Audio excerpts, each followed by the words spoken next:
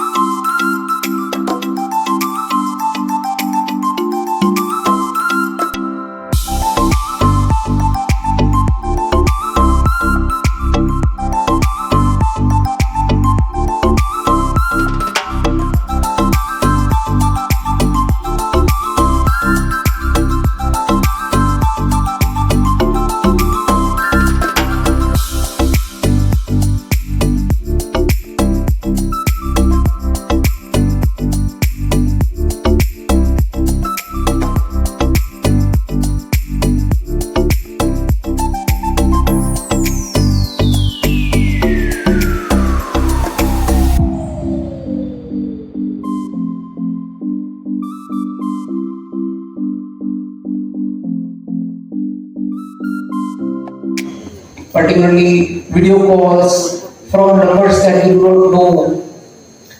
Do not click on links that they are not aware about. These are some common steps of cyber hygiene. If somebody falls prey to one of cyber crimes, immediately call on National Cybercrime Helpline number, that is 1930, or lodge a complaint on the NCR portal, that is National Cybercrime Reporting Portal. So these are some of the steps. I am pretty sure that you must be very much aware about how to prevent and report about cybercrime. A lot of our staff members must have already apprised you about the same. My sincere request to all of you would be that it should not remain to only theory. Not only you should practice it, but you should make your family members, your near and dear ones aware about some basic steps like the 1930 helpline, National Cybercrime Reporting Portal, so that to this heinous crime. And many times what happens is people who do fall feel very embarrassed to share it on a common platform or to people. So that is another very damaging aspect of cybercrimes. So in that context, our roles as students becomes even more important to not only be aware ourselves but to make everybody else aware. तो मैं एक बार फिर सभी हमारे senior अधिकारियों का धन्यवाद करता हूं जिन्होंने आज इस प्रांगण में आपके शुभ अवसर पर हमारे साइबर ताऊ को लॉन्च किया है। साइबर ताऊ आपके लिए हेल्प के लिए हमेशा तैयार रहेंगे और हरदम खड़े रहेंगे। सबसे पहले जो क्राइम हो रहे हैं उनके बारे में थोड़ा अवेयर करवाएंगे आपको। इतना मस्त है, बाय गॉड मजा ही आ गया। और ये लड्डू पीला कलर की sari, oh my God, just looking like a wow.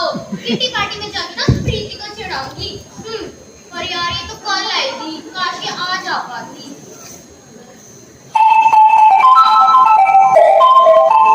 Hello Hello ma'am, I am calling from Sandra Shopping Mall. I hope you are having a good day. जी बोलिए। Ma'am, I have called to inform you about an amazing offer in which you will get your Laddu Pila sari today itself. सच में? लेकिन कैसे?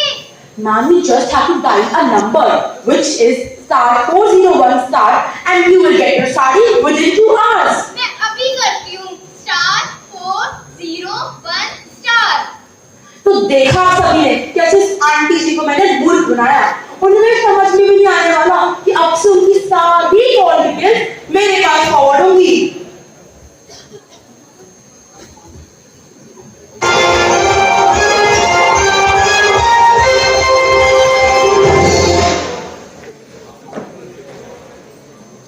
Hello hello भाई साहब राम, मैं कौन बनेगा road police Amitabh Bachchan बात कर रहा हूँ। अच्छा, तुम अमिताभ बच्चन हो तो हम भी शाहरुख खान हैं।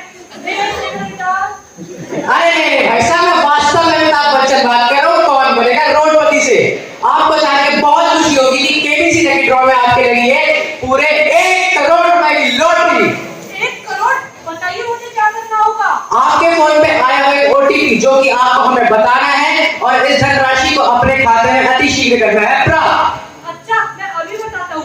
2661। तो देखा आप सभी ने मैंने किस तरह से इनको 1 करोड़ रुपए के नोट का झांसा देकर के फंसा दिया।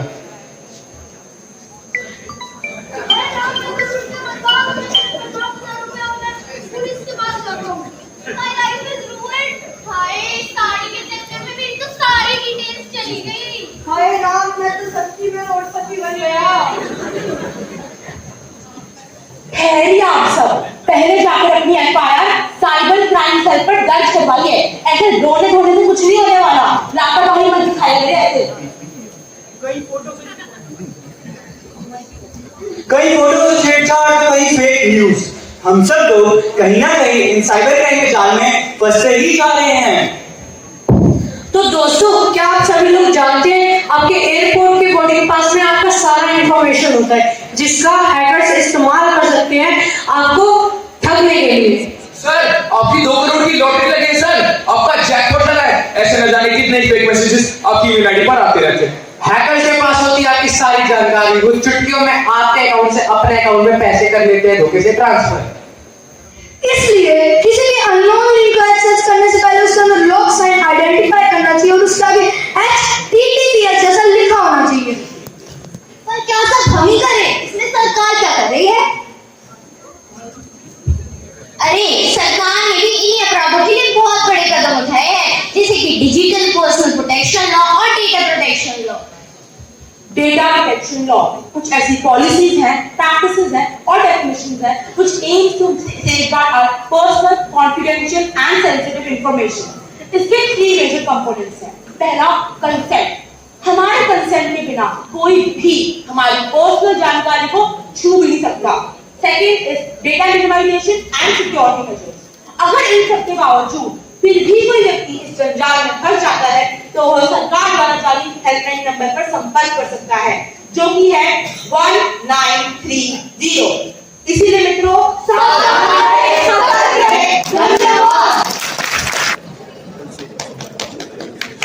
And for the same, the third prize goes to Mansi Sadi Anti from Shikha.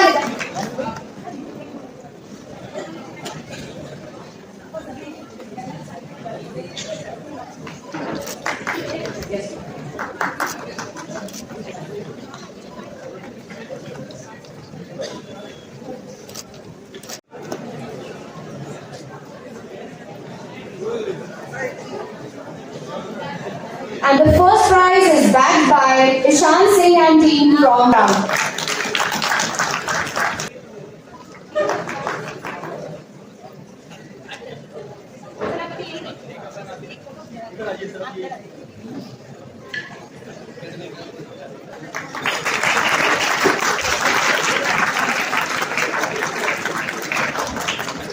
Great like that as the first prize, children have got an iPad from ICICI and Paytm. Let's have a huge round of applause for them.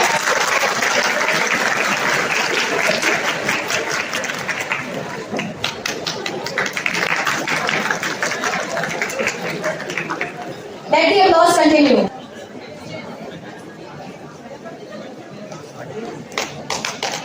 देखिए, जैसा कि सभी को विदित है कि cyber crime एक विकट समस्या है और लोगों की गाड़ी कमाई इसमें कई बार चली जाती है।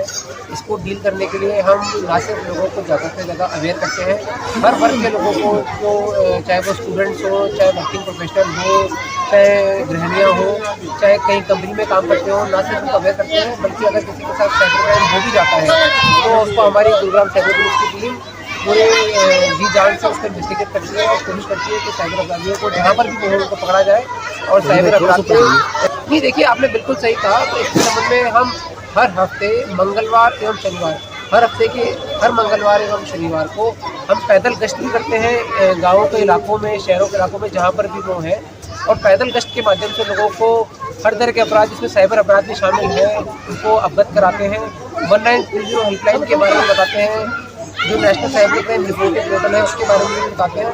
तो हमारा जो प्रचार प्रसार अभियान है वो सिर्फ शहरों तक सीमित नहीं है, गांव, डानी, कस्बे, जो अंदरूनी इलाके हैं वहाँ पर भी हम ज़्यादा से ज़्यादा साइबर क्राइम के बारे में लोगों को जागरूक करते हैं और इसके इन प्रयासों के नतीजे भी हमको देखने को मिलते हैं। सर, अगर गुरुग्राम की अगर बात की जाए, जो भी आप बनाते सॉफ्टवेयर बना रहे हो, क्या हैकर इतने तेज हैं कि आप तो सॉफ्टवेयर को हैक करते हो? ये देखिए, हम सॉफ्टवेयर नहीं बनाते हैं। बेसिकली जो हैकर वगैरह या साइबर क्रिमिनल जो होते हैं वो लोगों को अपनी बातों में उलझा के या तो उनसे कोई गलत ऐप डाउनलोड करा लेते हैं या किसी लिंक पे क्लिक करा लेते हैं या कोई OTP मांग लेते हैं। तो इसमें हैकिंग का कोई बहुत ज़्यादा रोल नहीं होता, पर यह है कि उनको लोन के माध्यम से या कोई लॉटरी के माध्यम से या कोई ऐप डाउनलोड करा के फ़ोन का एक्सेस लेके उस प्रकार से ये साइबर अपराध किए जाते हैं। तो लोगों को हम बताते हैं कि भाई किसी भी अनजान लिंक पे क्लिक ना करें, जिस ऐप को आप नहीं जानते हैं उसको डाउनलोड ना करें, किसी को भी अपना OTP वगैरह ना बताएं, कोई भी ऐसे नंबर से जिसको आप नहीं जानते उसे फ़ोन मतलब वीडियो कॉल वगैरह आप ना उठाएं। तो इन सब स्टेप्स को जिसे साइबर हाइजीन कहते हैं, इनको अगर इनकी पालना करी जाए तो लोग साइबर क्राइम से बच सकते हैं। सर, पूरी इंडिया का नो आज हब बना हुआ है साइबर क्राइम के नाम पर, आप कैसे इसको कंट्रोल करते हो और कैसे इसको देखते हो, किस नज़र से देखते हो? नहीं, देखिए, आपने कुछ हद तक ये ठीक कहा कि नूह में काफ़ी सारे साइबर अपराध हो रहे हैं और होते रहे हैं। तो उसमें हम क्या करते हैं कि कुछ ऐसे गाँव वगैरह है, कुछ ऐसे इलाके हैं जहाँ पर साइबर अपराध बहुत ज़्यादा हुए हैं, वहाँ पर हम ऐसे रिसेंटली हमने ऐसे नंबर आइडेंटिफाई करे जो दूसरे राज्यों के थे, जैसे पश्चिम बंगाल, उड़ीसा, झारखंड, छत्तीसगढ़ वगैरह के जो सिम वगैरह जो है वो नूह में ऑपरेट हो रहे थे, क्योंकि वो तरीके से देखा जाए तो उनको वहाँ ऑपरेट नहीं होना चाहिए। उनको आइडेंटिफाई करके हमने काफ़ी सारे ऐसे साइबर अपराधियों पर रोक लगाई है जो बाहर से सिर्फ खरीद के यहाँ पर साइबर अपराधों को अंजाम दे रहे थे। और अगर हमारे नोटिस में कोई भी ऐसा अपराध होता है जिसमें अपराधी अगर नूह में या फिर उसके आसपास वाले इलाकों में, तो तुरंत हमारी साइबर टीम जाती है और अपराधी को अरेस्ट करती है। सर, विपिन जी से उनको माननीय न्यायालय के सम्मुख हम लोग पेश करते हैं और उनको रेंज की गाइडलाइन जो होती है उनको फॉलो करते हैं, कानून अनुसार जो कार्रवाई पालन लाई जाती है उसको हम पालना करते हैं। सर, आर्टिफिशियल इंटेलिजेंस से कितने इसमें काम करते हैं? आर्टिफिशियल इंटेलिजेंस के अभी मामले कुछ अभी पिछले कुछ समय से बढ़े हैं, उन पर नियमानुसार कार्रवाई की जाती है। धन्यवाद। स्वागत है। सबसे पहले आपका नाम जानना चाहूँगा। मैं Charu Maini, principal DAV public school sector 49 Gurugram से। जो आज साइबर सिक्योरिटी के बारे में बच्चों को पता, कितनी यूजफुल है ये बच्चों के लिए, पेरेंट्स के लिए कितनी? आज के परिवेश में साइबर सिक्योरिटी की जानकारी बहुत ही अहम है, क्योंकि बिना डिजिटल वर्ल्ड के हम आज चल ही नहीं पाते हैं। AI से सब लोग काम कर रहे हैं, सबके हाथ में आज मोबाइल फ़ोन है और हर मिनट हम लोग डिजिटल वर्ल्ड को जी रहे हैं। और ऐसे में हमें कैसे अपने आप को सावधान रखना है, कैसे अपने आप को बचाना है साइबर क्राइम से, ये जो जानकारी है ये बहुत ही ज़्यादा अहम है। मतलब जितनी ये साइबर सिक्योरिटी की जरूरत बच्चों को है उससे ज़्यादा आज उसके पेरेंट्स को नहीं है?